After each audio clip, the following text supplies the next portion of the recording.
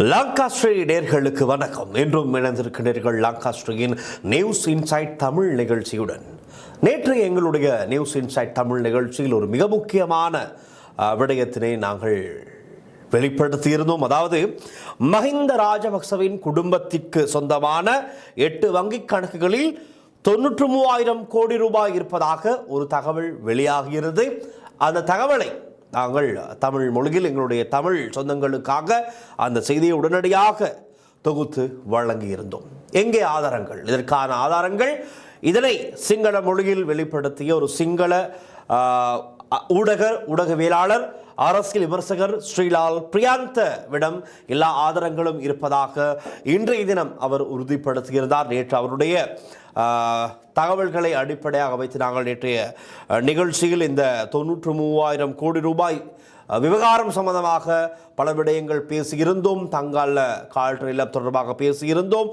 அதற்கெல்லாமே அவரிடம் ஆதாரம் இருக்கின்றது. நான் இன்று தொலைபேசி அழைப்பு ஒன்றை மேற்கொண்டு திரு ஸ்ரீலால் பிரியாந்தவிடம் கேட்டேன். இன்று உங்களுடைய கருத்தை மையமாக வைத்து இன்று சோசியல் மீடியா, இலங்கை சோசியல் மீடியாவில் ஒரு பெரும் பூதாகரமாக மாறி இருக்கின்ற இந்த விடயம், மஹிந்த ராஜபக்சவின் தரப்பினர் ஒரு பதற்றம் ஏற்பட்டு இன்று சிஐடிக்கும் சென்று உங்களுடைய கருத்துக்கு எதிராக ஒரு முறைப்பாடையும் பதிவு செய்திருக்கிறார்கள். சோசியல் மீடியாவில் இதை பலரும் பலவிதமாக எழுத தொடங்கி இருக்கின்றார்கள். இதன் காரணமாக இன்று சிஐடிக்கும் ஒரு முறைப்பாடு சென்றிருக்கின்றது. மஹிந்த கினும் அட்டாக் என பெத்தரையான கதாவலட்ட போட்டுவேன் பிரதிச்சார என்ப வகையில் தான் செய்திகளும் வெளியிடப்படுகிறது. அதாவது இது ஒரு பொய்யான தகவல். மஹிந்த ராஜபக்சவிடம் அப்படியான வங்கி கணக்குகளும் இல்லை, அவ்வளவு பெரிய தொகையான பணமும் இல்லை என்று இவர்கள் என்று சிஐடியில் சென்று முறைப்பாடு செய்திருக்கிறார்கள். இது திட்டமிட்ட சதி, ராஜபக்சக்களை அவமரியாதைக்குட்படுத்தும் போலியான பிரச்சாரங்களை மேற்கொள்கின்ற, பொய்யான பிரச்சனைகளை சிக்க வைக்க பார்க்கின்ற ஒரு முயற்சியாக அரசாங்கம் செய்கின்ற ஒரு வேலையாகத்தான் மஹிந்த ராஜபக்சவின் தரப்பினர் என்று சிஐடிக்கு சென்று இந்த முறைப்பாடையும் பதிவு செய்திருக்கிறார்கள். நாங்கள் அவருடைய கருத்து, அதாவது பசான் கஸ்தூரி சிஐடிக்கு சென்ற அந்த ஸ்ரீலங்கா பொதுஜன பெரமுனவினுடைய உறுப்பினர் என்ன சொல்கிறார் என்பதனை நாங்கள் இப்பொழுது பார்த்துவிட்டு தொடர்ந்தும் பேசலாம்.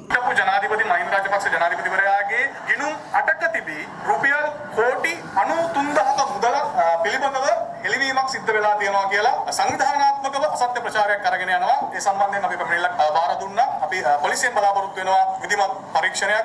මොකද මේක සුළුපටු ප්‍රකාශයක් නෙමෙයි. අපි ශ්‍රී ලංකා පොදුජන පෙරමුණ හැටියට මහින්ද රාජපක්ෂ හිටපු ජනාධිපතිවරයාගේ පාර්ශ්වය නියෝජනය කරමින් ඒ අසත්‍ය ප්‍රකාශය එකහෙලා ප්‍රතික්ෂේප කරනවා.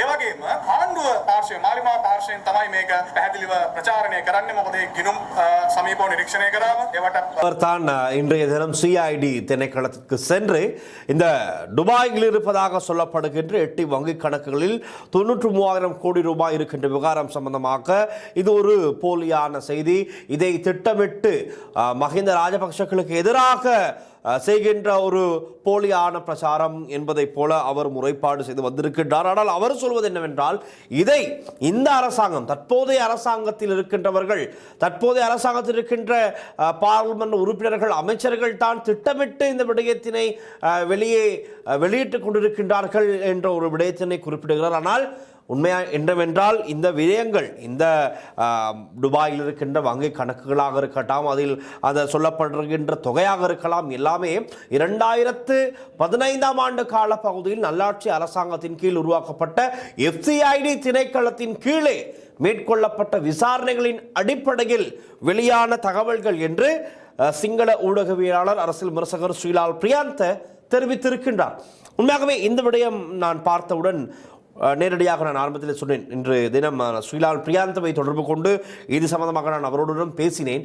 அவர் குறிப்பிடுகின்றார், எதற்கும் நான் அச்சப்பட மாட்டேன், காரணம் என்னிடம் எல்லா ஆதாரங்களும் இருக்கின்றது. அதாவது FCIDயில் செய்த விசாரணைகளுக்கு அமைய விசாரணைகள் மேற்கொள்ளப்பட்ட எல்லா டாக்குமெண்ட்ஸும் தன்னிடம் இருப்பதாக, அதில் காப்பீஸ் அவரிடம் இருப்பதாகவும், அதில் குறிப்பிடப்பட்டிருக்கின்ற அமெரிக்கன் டாலரிலே தான் இலக்கங்கள் குறிப்பிடப்பட்டிருக்கின்றது, அந்த பணத்தொகை குறிப்பிடப்பட்டிருக்கின்றது. அதை LKR ஸ்ரீலங்கா பெறுமதி, ஸ்ரீலங்கா பணத்திற்கு கன்வெர்ட் செய்யும் போது வருகின்ற பெறுமதி தான் 93,000 கோடி என திரு ஸ்ரீலால் பிரியாந்த சிங்கள ஊடகவியலாளர் அரசியல் விமர்சகர் குறிப்பிட்டிருந்தார். ஆகவே இது சம்பந்தமான இந்த விவகாரம் சம்பந்தமான அனைத்து ஆவணங்களும் தரவுகளும் ஆதாரங்களும் அரசியல் விமர்சகர் ஸ்ரீலால் பிரியாந்தவிடம் இருப்பதாக அவர் உறுதியாக என்னிடம் தெரிவித்தார். அதன் அடிப்படையிலே எங்களுக்கும் இந்த செய்தியினை வெளிப்படுத்தக்கூடியதாக இருந்தது. நேற்றைய இன்சைட் தமிழ் நிகழ்ச்சியில் நாங்கள் நிறைய விவரங்களை நாங்கள் அது சம்பந்தமாக பேசியிருந்தோம்.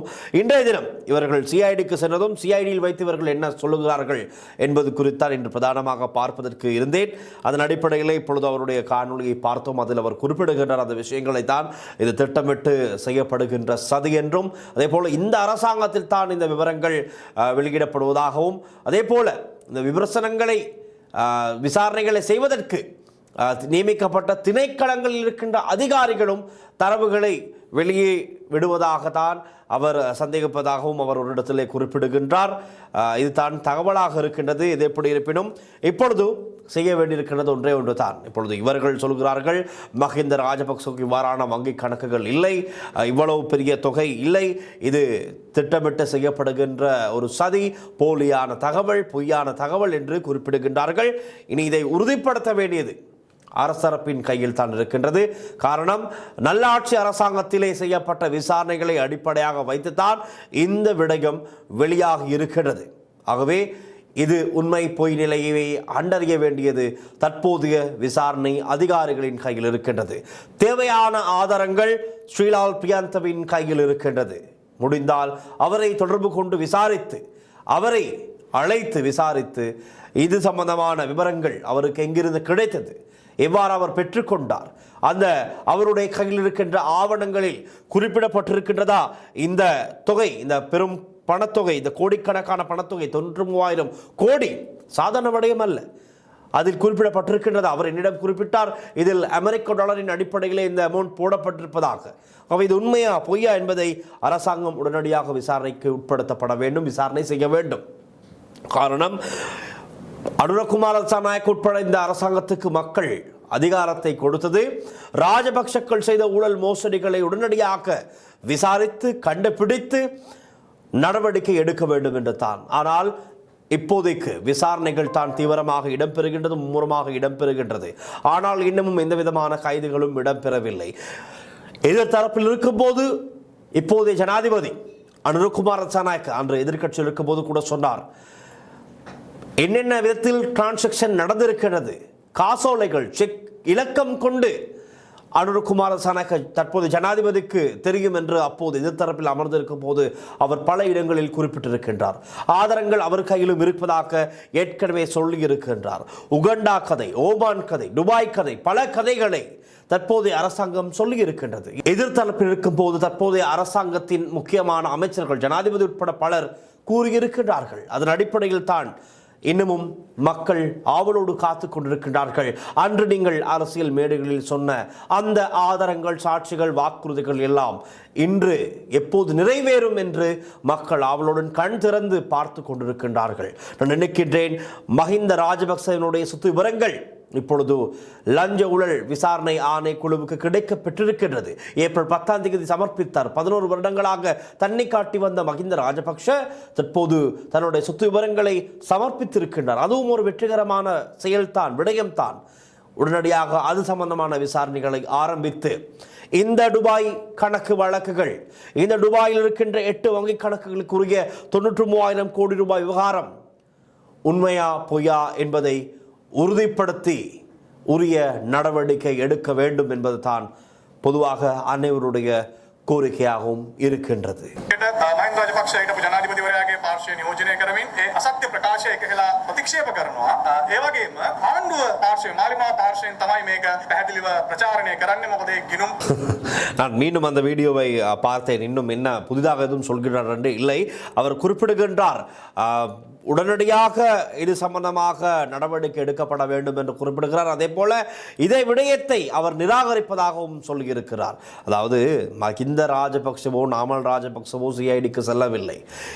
அவருடைய கட்சியில் இருக்கின்ற ஒரு உறுப்பினர், சாமானிய ஒரு தொண்டர், அவர் இன்று சிஐடிக்கு வந்து ராஜபக்சக்களை விட பதற்றம் அடைந்து இவர்களுக்கு தான் அந்த பதற்றம் அதிகமாக தெரிகிறது முகத்திலும் நடவடிக்கையிலும். அந்த பதற்றத்திலே இன்று சிஐடிக்கு சென்று ஒரு முறைப்பாடை சமர்ப்பித்து விட்டு வெளியே வந்து தான் இந்த வாய்ஸ் கட்டை அவர் வழங்குகிறார். அவர் குறிப்பிடுகிறார், இதை நாங்கள் சிரித்து கொண்டு நிராகரிக்கின்றோம், இது பொய்யான செய்தி, இது போலி, இது இப்படி நடந்திருக்க வாய்ப்பே இல்லை. ரைட், ஏஐயிலும் ஃபேக்காக நியூஸ் வெளியிட்டு கொண்டு இருக்காமல் அனுரகுமார் திசாநாயக் உட்பட இந்த அரசாங்கத்தில் இருக்கிற 159 பேர் உங்களுக்கு முதுகெலும் இருந்தால் வெளியே வந்து பொது வெளியில் இது சம்பந்தமாக நீங்கள் பேசுங்கள், உரையாடுங்கள் என்று அவர் குறிப்பிடுகிறார். நான் நினைக்கிறேன், ஒரிஜினல் வீடியோவை பார்க்கவில்லை நினைக்கிறேன். ஜனாதிபதியோ அரசாங்கத்தில் இருக்கின்ற 159 பார்லிமெண்ட் உறுப்பினர்களோ யாருமே இந்த விடயத்தினை குறிப்பிடவில்லை. மாறாக அரசியல் விமர்சகர்கள், ஊடகவியலாளர்கள் தான் இந்த விவரங்களை வெளியிட்டு வருகின்றார்கள். 2015 FCID திணைக்களத்தில் இருந்து கிடைத்த ஆவணங்களை அடிப்படையாக கொண்டு இவர்களுடைய கருத்து என்னவாக இருக்கின்றது என்றால், தற்போதைய அரசாங்கத்தில் இருப்பவர்கள் தான் திட்டமிட்டு இந்த வதந்திகளை பரப்புவதாக இவர்கள் குறிப்பிடுகிறார்கள். இது வதந்தியா இல்லையா என்பது இப்பொழுது நடைபெற்றுக் கொண்டிருக்கின்ற விசாரணைகளின் முடிவில் தெரிய வரத்தான் போகின்றது. அவை நாங்கள் என்ன குறிப்பிடுகின்றோம், பொதுவாக பலருடைய எதிர்பார்ப்பு கருத்து என்னவாக இருக்கின்றது என்று சொன்னால், இந்த விசாரணை நடவடிக்கைகளை துரிதப்படுத்துங்கள், சாட்சிகளை ஆதாரங்களை செவ்வனே சரியாக சேகரித்து கொண்டு உடனடியாக நடவடிக்கை எடுங்கள். ஆக்ஷனை தான் மக்கள் எதிர்பார்த்திருக்கிறார்கள். அனைவருமே ஆக்ஷன் எதிர்பார்த்திருக்கிறார்கள். காரணம், நாடு வங்குரோத்து நிலைக்கு செல்வதற்கு எந்த குடும்பம் காரணம் என்று எல்லோருக்குமே தெரியும். நீதிமன்றமே உத்தியோகபூர்வமாக அறிவித்திருக்கின்றது. இந்த நாடு 2022 வங்குரோத்து அடைந்து டாலர் இல்லாமல் சென்று நாட்டில் பெரும் நெருக்கடி சூழல் உருவாவதற்கு அந்த சூழலை உருவாக்கியவர்கள் யார் என்று நீதிமன்றமே உறுதியாக உத்தியோகபூர்வமாக அறிவித்திருக்கின்றது. அப்படி இருக்கிற நிலையில் அவர்களுக்கு எதிராக இன்னமும் எந்த விதமான சட்ட நடவடிக்கையும் எடுக்காதது, அன்று நெருக்கடியில் இருக்கும் போது இந்த நாட்டில் பாதிக்கப்பட்ட ஒவ்வொரு குடிமகனுக்கும் இருக்கின்ற ஒரு வேதனை, கோபதாபம், அதன் வெளிப்பாடு தான் அந்த எதிர்பார்ப்பு. எப்பொழுது இவர்களுக்கு எதிராக சட்ட நடவடிக்கை எடுக்கப்படும் என்று அன்று கேஸ் போலினில், பெட்ரோல் போலினில், சாப்பாட்டு போலினில் அந்த வரிசைகளில் இருந்தவர்களுக்கு தான், அந்த கோபதாபத்தில் இருந்தவர்களுக்கு தான் இன்று வரை அந்த எதிர்பார்ப்பு இருக்கின்றது. இந்த நாட்டை நாசம் செய்த, நாட்டு மக்களை பல கஷ்டங்களுக்கு உட்படுத்திய அந்த குடும்பத்தில் இருப்பவர்கள், திட்டமிட்டு இந்த நாட்டை வங்குரோத்தாக்கிய அந்த குடும்ப அங்கத்தினர்களுக்கு எதிராக எப்பொழுது சட்ட நடவடிக்கை எடுக்கப்படும் என்று நாட்டு மக்கள் எதிர்பார்த்து காத்திருக்கிறார்கள். அதில் இன்னொரு விடயம் அவர் குறிப்பிடுகின்றார். இந்த நாட்டில் இந்த அரசாங்கத்தில் இருப்பவர்கள் சொல்வதெல்லாம் அப்பாவி மக்கள், பாமர மக்கள் இலகுவை நம்பி விடுவார்களாம். அவர் குறிப்பிடுகிறார், இதெல்லாம் நம்பி விடாதீர்கள் மக்களே, இது போலியான செய்தி, இதெல்லாம் நம்பாதீர்கள், இது பொய் என்று அவர் குறிப்பிடுகின்றார். இப்பொழுது நாமல் ராஜபக்சவாவது அல்லது மஹிந்த ராஜபக்சவாவது அவர்கள் ஒரு முறைப்பாடை செய்திருந்தால் நம்ப முடியும். ரைட், இது இவர்கள் இல்லை என்று மறக்கிறார்கள் என்று ஒரு முடிவுக்கு வரலாம். ஆனால் அவர்கள் வரவில்லை. மாறாக அந்த கட்சியிலிருந்து ஒரு சாமானிய உறுப்பினர் வாய்ஸ் கட்கள் கொடுக்கப்படும், ஒரு வாய்ஸ் கட் கொடுத்து கொண்டு ஒரு விதமான அரசியல் செய்து கொண்டிருக்கின்றவர்கள் தான் இவ்வாறான ஒரு முறைப்பாடையும் பதிவு செய்கின்றார்கள். நேற்றைய தினமும் இவர் ஒரு கருத்தை குறிப்பிட்டிருந்தார். அனுரகுமார் திசாநாயக்க கொடுத்த வாக்குறுதிகள், அதாவது ராஜபக்ஷக்கள் மீது முன்வைத்த குற்றச்சாட்டுக்களை நிரூபிக்கும் வரை அனுரகுமார் திசாநாயக்கவை ஆட்சியிலிருந்து நாங்கள் அனுப்ப மாட்டோம் என்று இதே நபர் நேற்றைய தினமும் குறிப்பிட்டிருந்தார். அது இவர்கள் சொன்னாலும் சொல்லாவிட்டாலும் நினைக்கின்றேன், அனுரகுமார் திசாநாயக்கவின் பிரதான பிளானே மஹிந்த ராஜபக்ஷ உட்பட இந்த குடும்பத்திற்கு எதிராக இவர்கள் ஏற்கனவே முன்வைத்த அந்த குற்றச்சாட்டுக்கள், ஆதாரங்களை எல்லாம் அதனை அடிப்படையாக கொண்டு சட்ட நடவடிக்கை எடுப்பது தான் இவர்களுடைய பிரதான திட்டம். இந்த அரசாங்கத்தினுடைய பிரதான, அதுவும் ஜனாதிபதி அனுரகுமார் திசாநாயக்கின் பிரதான திட்டமாக இருக்கின்றது என்பது புதிதாக சொல்லி தெரிய வேண்டியது ஒன்று இல்லை. ஆனால் அது சரியான நேரத்திற்கு அந்த நடவடிக்கைகள் எடுக்கப்படும் என்று சொல்லிக்கொள்ளக்கூடியதாக இருக்கும். காரணம், அதற்கு உதாரணம் நடக்கின்ற நடவடிக்கைகள், விசாரணை கட்டங்கள் எல்லாம் எப்படி இருக்கின்றது, ஒன்றோடு ஒன்று எப்படி இணைந்து பிணைந்து இருக்கின்றது, வெளிவருகின்ற ஒவ்வொரு விடயங்களை வைத்து பார்க்கும் போது அது ஒரு ட்ரக்கில், தனி ட்ரக்கிலே சரியாகத்தான் சென்று கொண்டிருக்கின்றது. அவசரமில்லை, இருப்பினும் காலதாமதம் இல்லாமல் அந்த அதிரடி நடவடிக்கைகளை எடுத்தால் சிறப்பாக இருக்கும் என்பதுதான் மக்களுடைய எண்ணமாகவும் எதிர்பார்ப்பாகவும் இருக்கின்றது. தொடர்ந்தும் லங்காசியுடன் இணைந்தீர்கள். நாளைய நியூஸ் இன்சைட் தமிழ் நிகழ்ச்சியிலும் இன்னும் ஆழமாக புதிய விடயங்களை பேசுவோம். நன்றி, வணக்கம்.